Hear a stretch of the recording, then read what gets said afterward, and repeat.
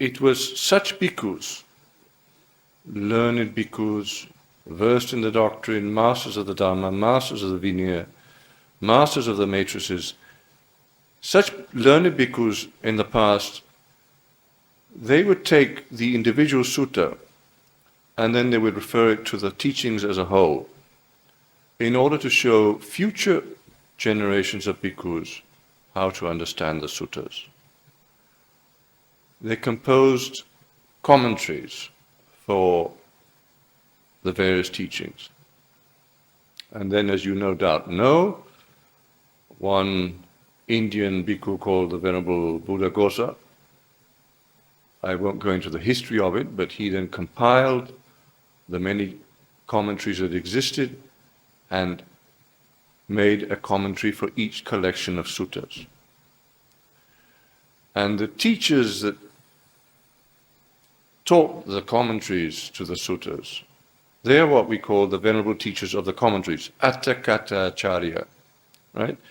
They were of great learning, versed in the doctrine, masters of the Dhamma, masters of the Vinaya, masters of the matrices.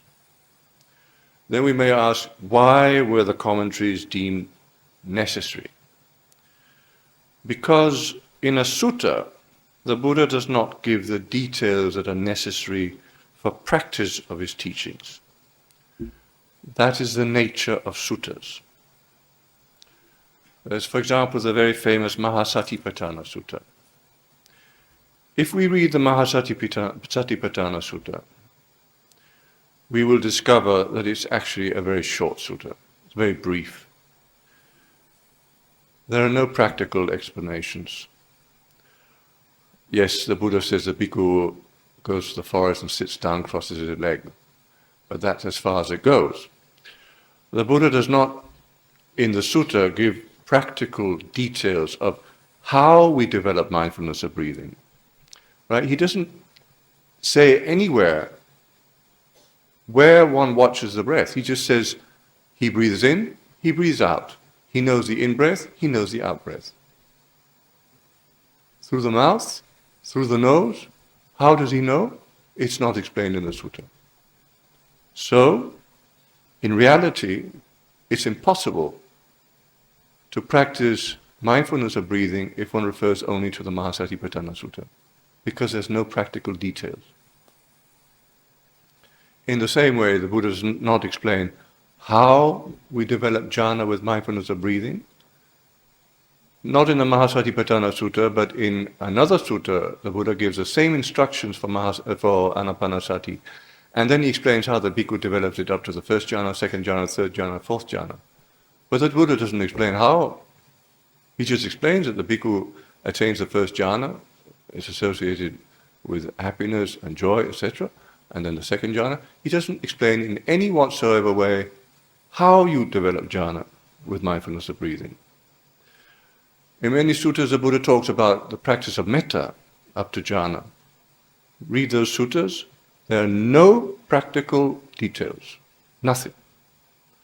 No practical details about how to develop karuna, compassion. No practical details about how to develop mudita, sympathetic joy. No practical details about how to develop upekkha, equanimity. And no practical details about how to develop the 10 kasinas. The Buddha mentions the 10 kasinas in the suttas, not a single detail. And no idea what to do if we look at only the suttas. If we look at the suttas, we don't even know what a kasina is, right? Because there's just no explanation at all. Then we can take another example of what we don't know by looking only at the suttas. The Buddha's first teaching was the Dhammacakkappavattana Sutta. We can translate it as the Dhamma Wheel Setting in Motion Sutta.